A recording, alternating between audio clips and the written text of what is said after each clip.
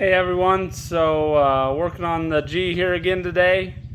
Got myself a different head, so if you guys watched the last few videos, I found out after I put this thing back together the first time, there was a crack in the head. It was leaking coolant. It wasn't too bad, and then finally one day, of course right before I was planning to go to a show, it really opened up. So I found a different head when I actually went to that show without my tractor.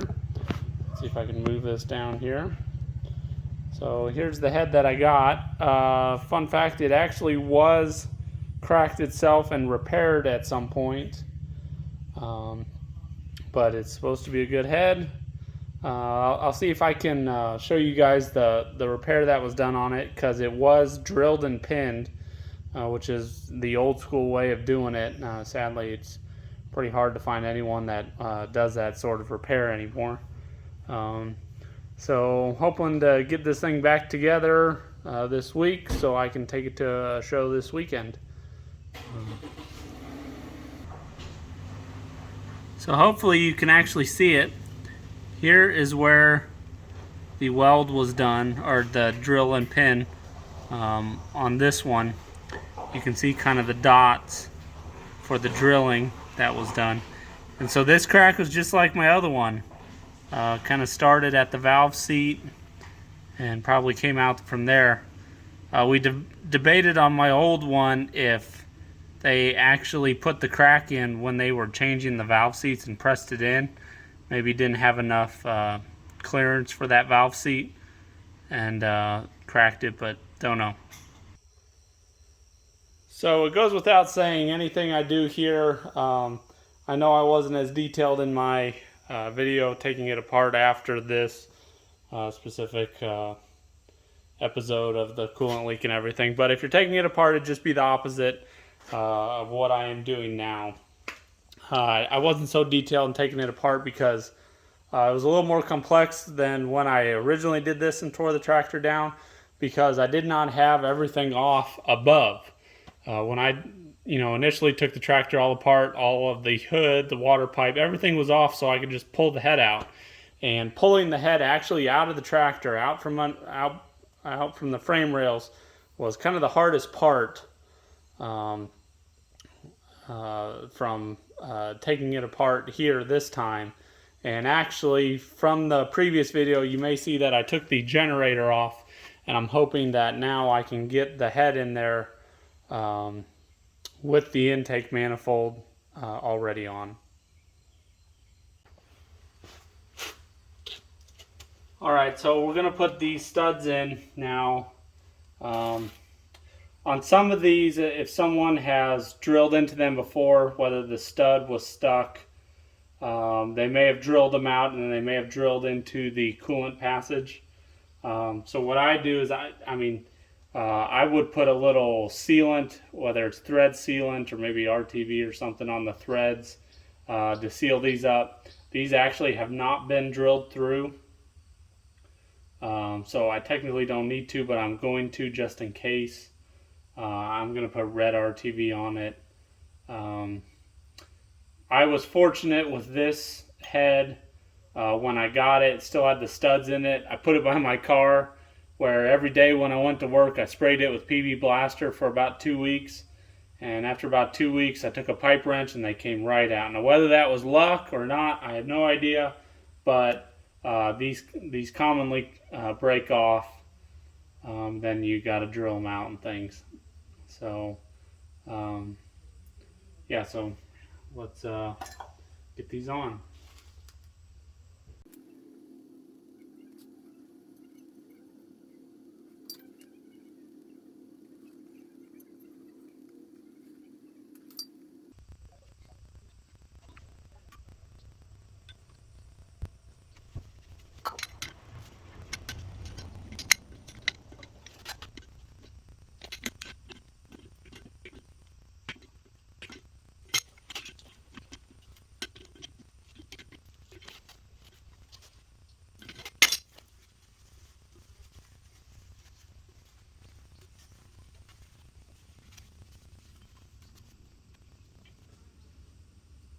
Okay, so we got those in, and I'll be honest, this was take two because the first time I did it, I was dumb and I put these on wrong. I put them in backwards. So the tall ones go in the front and short ones in the back, at least for this, because this is a what some would call a cold air intake. It's an actual John Deere I shouldn't call it aftermarket, but sort of aftermarket from John Deere. It essentially is like a gas only manifold, even though they never had a gas only G.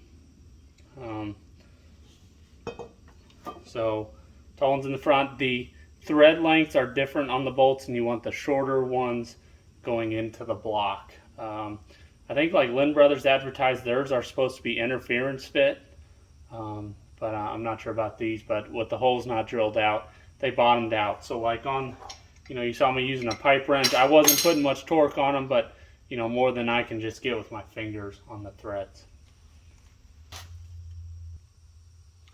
So for the actual intake manifold, I used the copper coat spray gasket. Very popular stuff. Most people swear by it. I've used it a few times, had good luck. We deal with a lot of chemicals and things when you're working on these tractors. A lot of times they don't smell very well. Maybe I should not say this, but copper coat actually kind of smells good. I mean, maybe it's just me. Let me know if you guys find the same thing. But not compared to like, RTV gasket maker, which I think stinks. So once we spray that on, give it a minute or two and it will get tacky. So it's getting kind of tacky. And we'll slip this on and slip the manifold on. And then for the manifold nuts, I have brass nuts that I put on. I think brass technically was only original on the early tractors, but I like to use them. Others like to use them because it's a difference in metal. Then I think it helps with getting them off if you ever have to many years down the line. So we will get this on. Oh, I should mention before I sprayed this, I can't remember if it matters on these tractors or not. Sometimes the gaskets just say it in general. But the completely flat side said this side out. So that's what I will do. And the side with more of a metallic edges and things goes towards the block.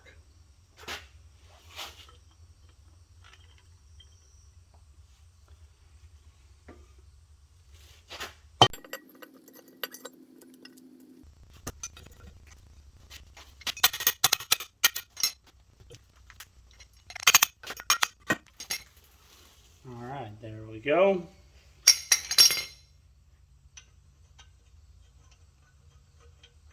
Let's see what size nut these are.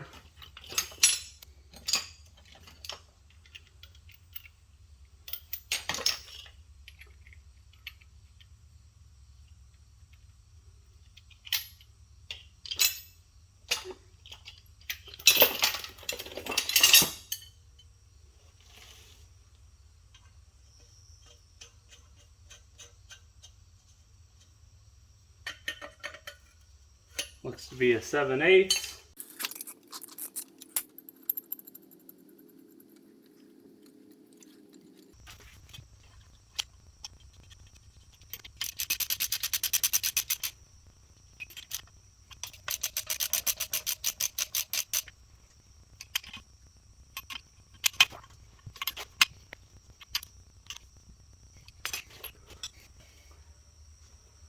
Alright, so now I believe we are ready to mount this to the actual block. Alright, so now the fun part.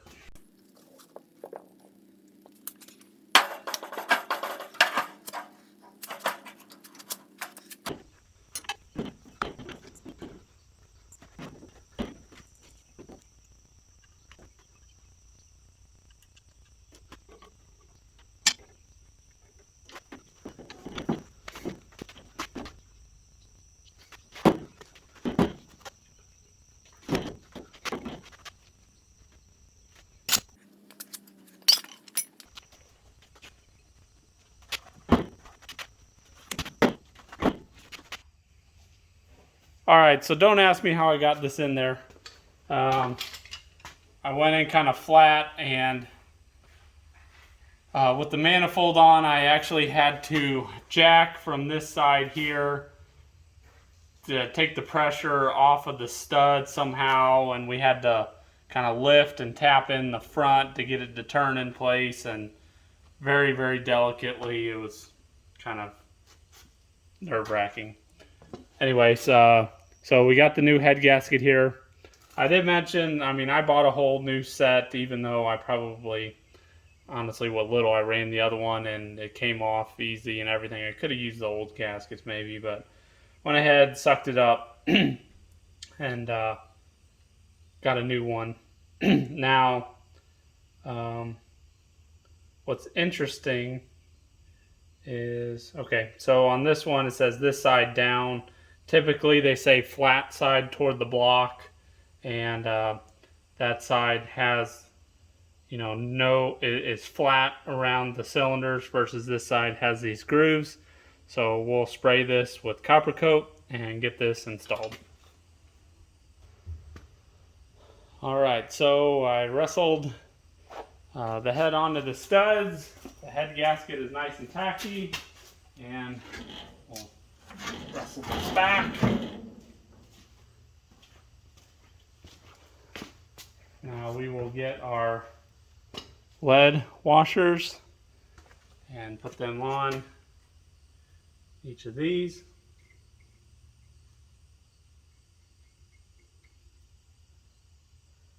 The washer is just kind of to protect the face of the head. It is not a sealer. I'll just point that out there. Some kits come with copper, some come with lead. Great debate over what is best. I don't think it really matters, but I forget. Some people do have opinions, and I honestly can't remember now which ones they prefer. So we gotta see what size nut this is. All right, so these nuts are 1 1/4 inch. We'll get each of these on. Got my brand new torque wrench ready to go.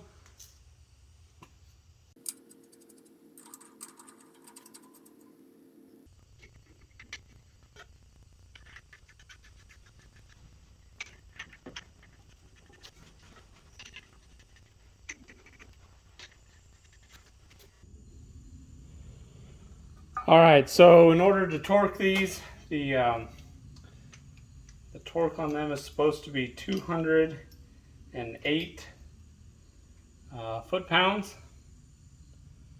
Quite a bit. So a lot of, or not a lot, some torque wrenches only go up to like 150 pounds. So make sure you got one rated high enough. And we'll start in the center and work our way out.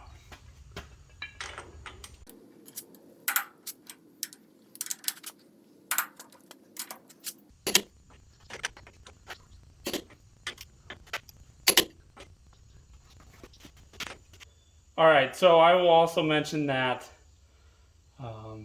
I started off at 130, went around, did them all. Then I went to 190, then I went to 208.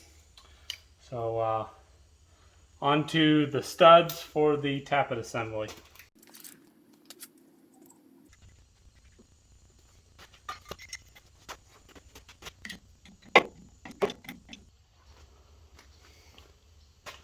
Alright, so we've got our tappet assembly, and like I have mentioned before, it's kind of unique to the G's, and it's designed, actually I can't forget the push rods, which I put around here somewhere.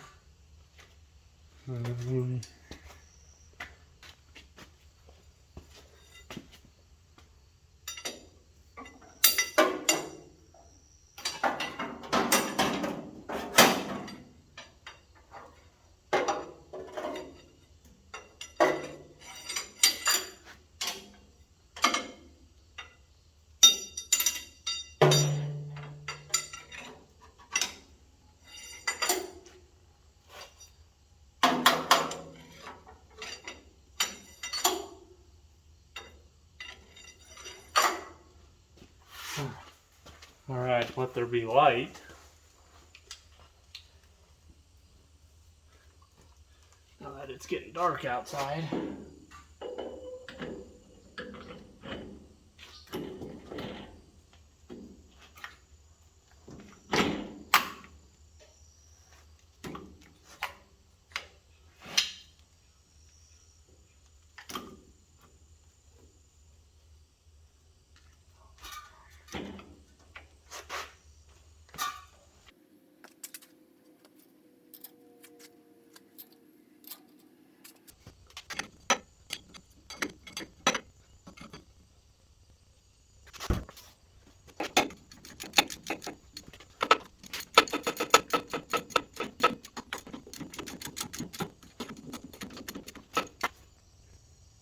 Okay, so now with that on, I had kept the push rods all the same, so everything should be set from before, but you'll want to go and make sure 20 thousandths.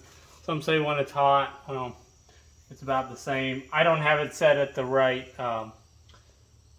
position in the stroke right now, but you can see like this one, for example, is just right, and the others, I think due to its location in the stroke, is tight. So I won't show rotating that on the video, getting that right, but you want to check that on each one.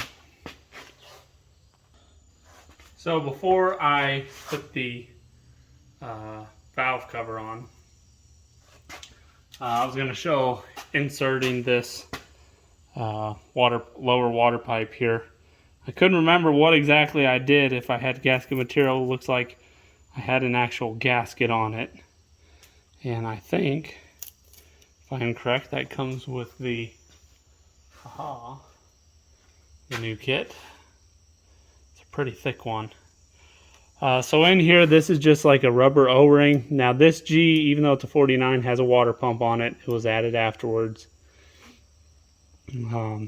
So you got to kind of shove this water pipe up in here, and then get the bolts in, the 2 bolts in down here, while also not screwing up your gasket. And it's such a tight fit and squeeze against that O-ring that it sounds easier than it actually is.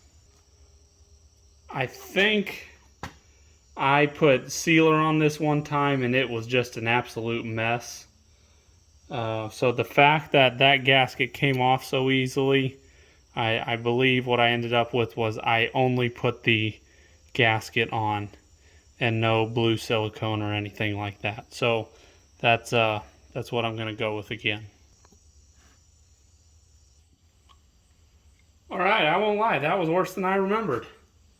I think that gasket from that kit was a little thicker. I actually, to get it, I'm sorry I didn't show it, but it was taking me so long to figure out what to do.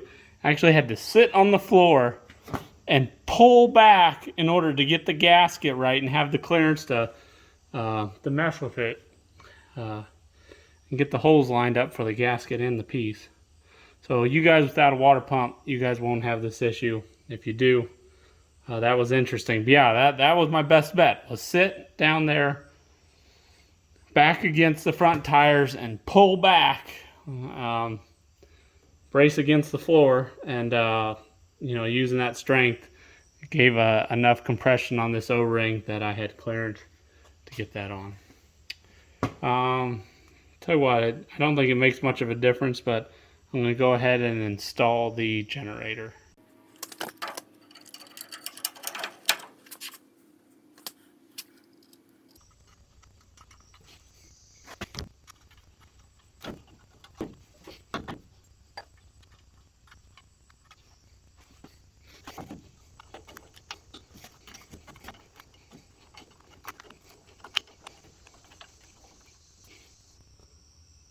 Well, that stinks. So I got the 2 lower bolts done. I was tightening this one before I tightened this one and the one on the other side, thinking once I, sucked this up, this would be close, those would be easy. And this was going kind of tough. And I had sprayed the threads with PB Blaster because they were kind of rusted. And as I got it close to being tight, bam, it totally pulled the threads out of the actual hole. So I don't know what I'll do about that. I'll do something with that later. Because it is still supported in the bottom and up here, so you could always drill it out and put like a helicoil or something in it. But well, all right. Let's back up here and get onto the engine valve cover.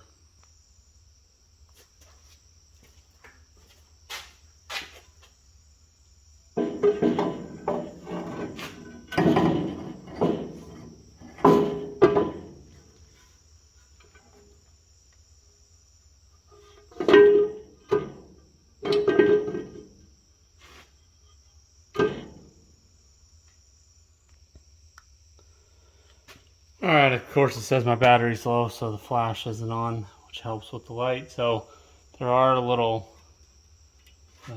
washers, special washers that go on these acorn nuts for the valve cover.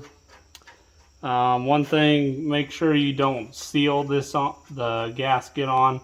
I always do seal it to the actual valve cover, not to the actual head, because you will be taking this off again to retorque it after we've run it.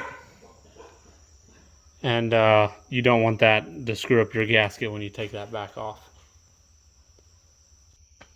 Alright, and now we're on to more superficial stuff like getting the exhaust pipe on, which is just those 2 bolts there. And of course, the carburetor.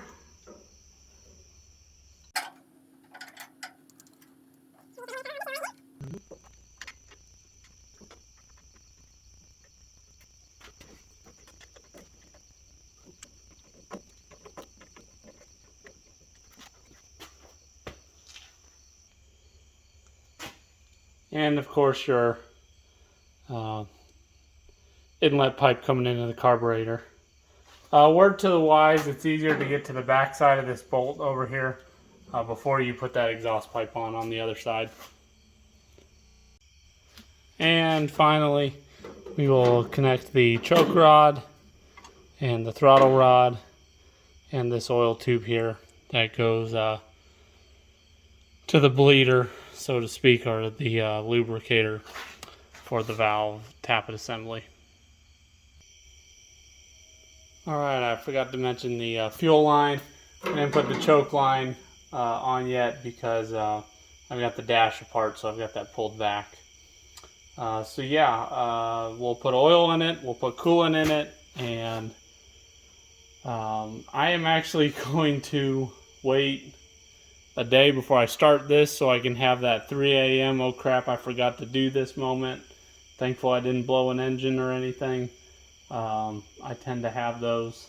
So even though it's all together, I'm gonna walk away. I'm tired, it's late, and we'll fire this up some other day. Alright, an early morning later, I mean not the next morning, a couple days later. So 11 gallons of coolant in, 12, I think it's real capacity, but the water pump, I think that takes some away. Plenty of oil. Oddly enough, I went to turn the fuel on and I had, it acted like it was airlocked. Long story short, this fuel line here, I don't know if you can see it, I know the lighting isn't great with the sun back there. This fuel line got clogged somehow. No idea how. That was a pain to clean it out. But just use pipe cleaners like what kids use for crafts. And we'll see if she'll start.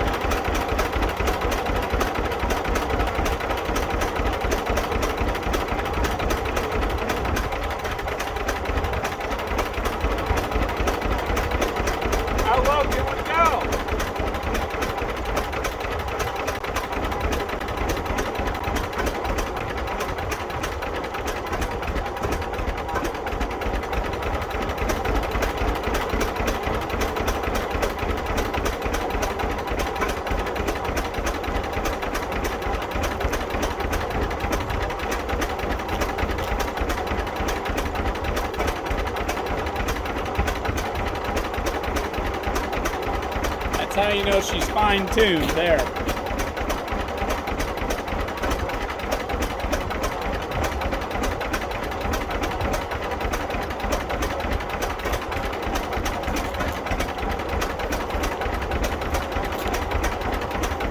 Alright, well hopefully a success. I'm going to take that valve cover off again in a few minutes now that it's taken it for a short drive and warmed it up to retorque the head. And, I was a little worried there when it started. It was blowing some coolant, so we'll find out, make sure there's no leak or anything later. Yeah, have a good day. Give me a thumbs up, subscribe. See you all the next time.